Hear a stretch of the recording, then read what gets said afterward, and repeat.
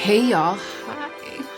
I haven't seen this shirt in a while. It's because it's been winter and today it's spring. So this is that video where I'm like, here's what I think makeup brands should do. And it's specific, right? I am basically giving away advice potentially worth thousands, maybe even hundreds of thousands of dollars for free just to make one measly YouTube video. So I hope everyone enjoys it. If this happens to be your first time to my channel, I especially hope that you enjoy it. My name is Hannah. This is mostly a beauty channel, although I've been making a lot of fashion content lately and quite enjoying that. I hope you decide to subscribe if you like this and you are not subscribed if you've never been here before. Let us now go ahead and get into the meat of the video.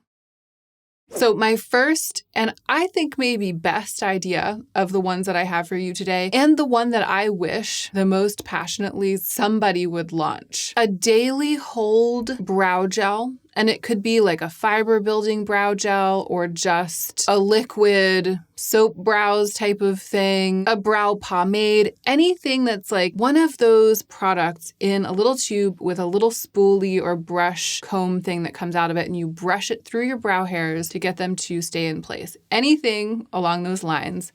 But it has a light dye. It like dyes your brows every time you put it in. So you know those products that are like bronzing drops, like the Drunk Elephant bronzing drops or something? And the idea is like you mix it in with something you put on your skin every day, like a lotion, and it gives you like a slow bronzing effect over time rather than doing sort of one big burst of self-tanning. I think that's the idea. I've never done anything like that, so I'm not totally sure, but I think that that's the idea. So my idea is that, but for brows, because I have very pale eyebrows and I so much prefer to have them dark, and so I dye them at home like once a month. But the dye only lasts 2 weeks, especially the depth, like the robustness. I love the way they look when they're first dyed, and that look, like the look that I want every day, it only lasts like a week. But I don't want to dye my brow. I don't have time to dye my brows every week, and I also don't want to submit them to like the entire super thorough, intense process of that dye so frequently. But I feel like there must be some sort of in-between agent of hair dyeing that will like tint the hairs, maybe even a little bit temporarily tint them, but at least more permanently than just a gel with color in it, right? So that the idea is you put the product in your brows every day just to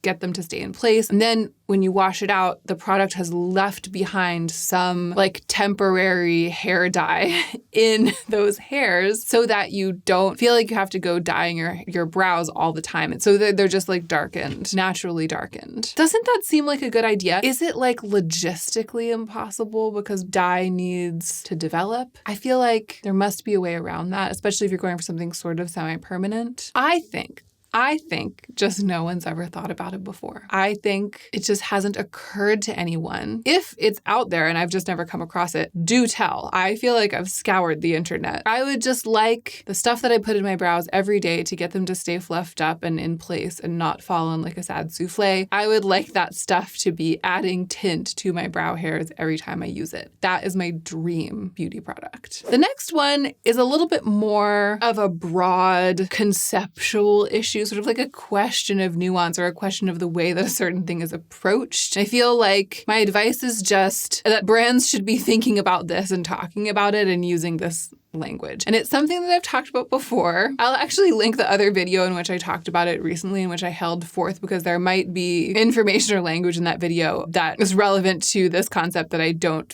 happen to deliver here. But I am going to try to explain myself even better this time. What I'm talking about is desaturation. Yes, once again, desaturation. My free advice to the beauty industry, to any brands making complexion products, is that they should be thinking and talking about saturation and desaturation in the conversation around shades, shade range. Most brands currently present a range of shades that goes from light to dark, like this, like it's lateral, and they alternate like peach tinted with yellow yellow tinted, like peach with golden. So it'll go light to dark and it'll be like peach, gold, peach, gold, peach, gold, peach, gold, all the way down, hopefully, to the deepest end of the shade range, or sometimes in the other direction, depending on the brand. And when shades get deeper, it'll become like gold red, right? It'll alternate gold, red, gold, red, gold, red. That's most of what brands do. So they're like presenting these two versions kind of every shade all along the spectrum of depth. But there's another axis. There's like, I think I might have to make a graph for this video too. There's another axis, which is the axis of saturation. How much of that peach pigment or how much of that yellow or red pigment is in the product compared to a neutral tone like gray.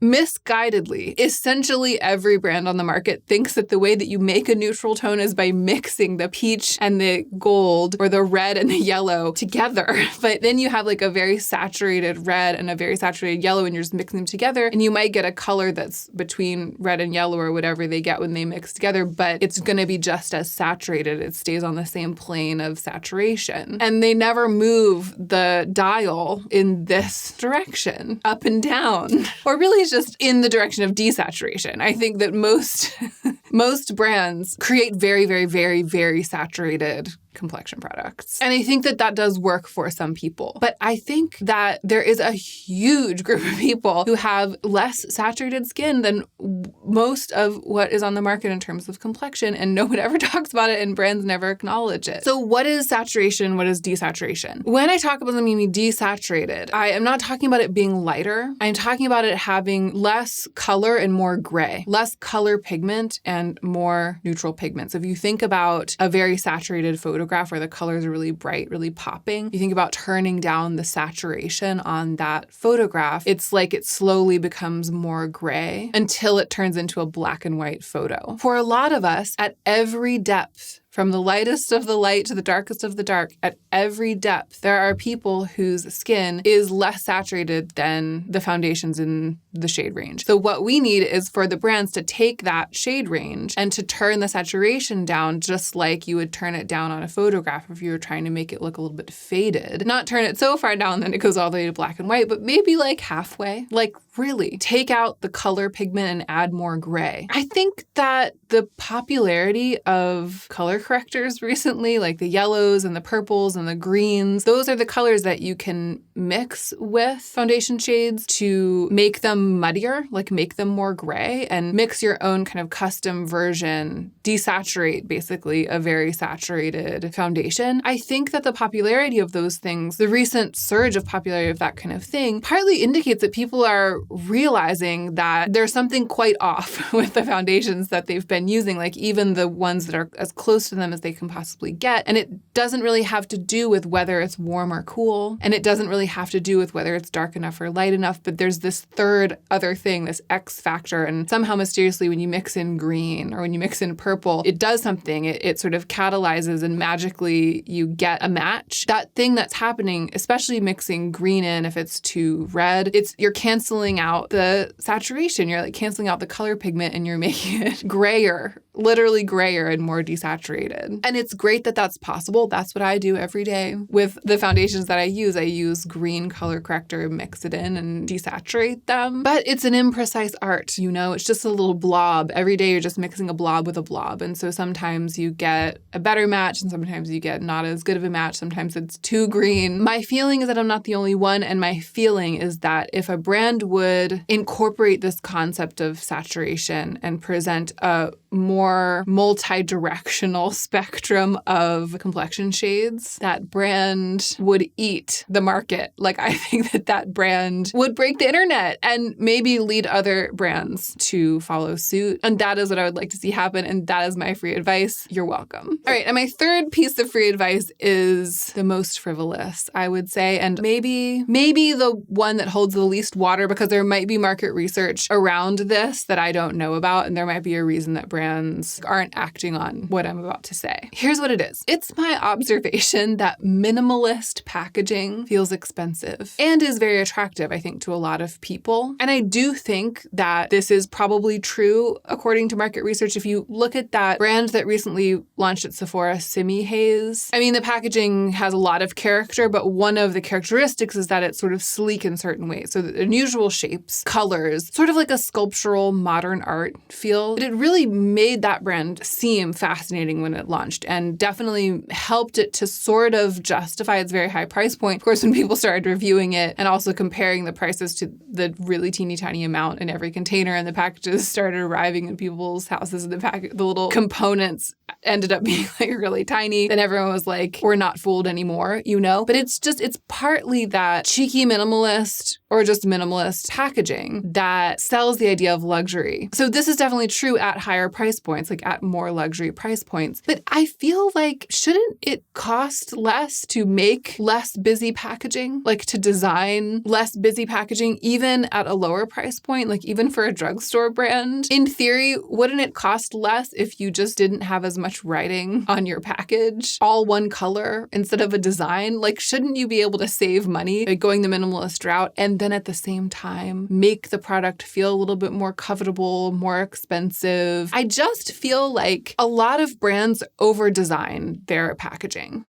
At this moment of sort of shared aesthetic sensibility, I feel like it doesn't impress us much. You know, certain things that have a busy quality or like an ultra designed quality and are done exquisitely well are really exciting. But for the most part, I think a lot of us are really drawn to intelligent use of simplicity in packaging design. And I think that a lot of consumers would be more willing to buy drugstore makeup and buy less expensive makeup if it had more minimalist packaging and didn't just sort of glare from your makeup bag or from your vanity, I'm from the drugstore with my cheesy design. Now, what I imagine is a potential counterpoint to this, is that maybe because minimalist packaging feels more expensive to consumers and signals to consumers that it's a higher end thing, maybe drugstore products that go that route don't tend to sell as well because the consumer interacts with it in the store and sees it and thinks, oh, that's not me. If someone's going to buy inexpensive makeup, drugstore makeup, they're after drugstore makeup, maybe they have sort of an idea of what it is going to look like. And if they see something that has a little bit more minimal packaging, more contemporary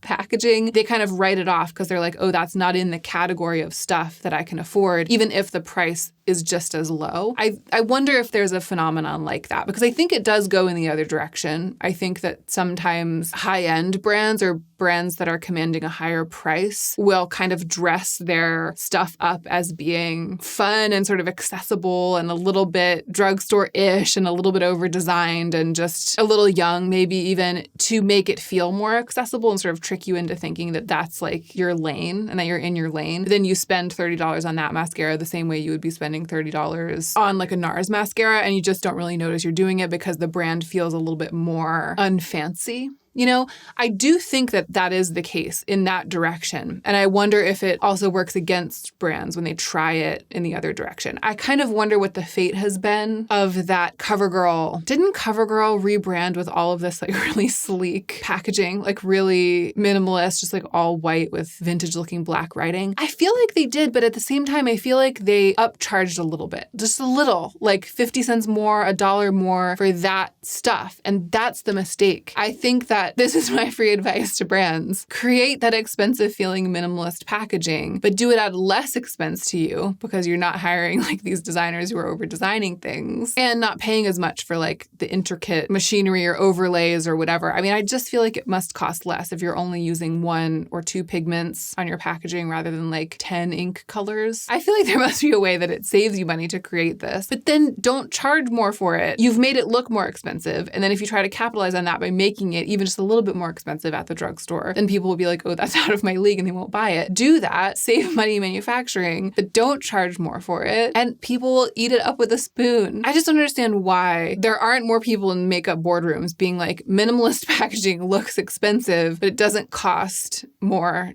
to create, let's do it and then it will sell because people feel like they're getting something really special. It's my observation that that's not really happening. I'm ready for an update. I'm ready for everything to be updated. And that's all I've got for you today. I, of course, want to know what you have been thinking about. Like, what is it that you stew about? And you're like, why hasn't a brand created X yet? It's obvious that we need and want it. Or why aren't more brands taking advantage of what you consider to be obvious information, like the fact that minimalist packaging looks and feels more expensive? Or what's your genius idea, like my idea about the brow pomade that dyes your brows? Let's brainstorm in the comment section. I can't wait to see what you come up with. I hope that you enjoyed this little video. Again, if you aren't subscribed to my channel, please subscribe. Endless gratitude to those of you who are always here commenting and liking. I see you. I appreciate you so much. And I hope that all of you out there watching are taking extra good care of yourselves so that you can be the most effective versions of yourselves as you do your work in the world.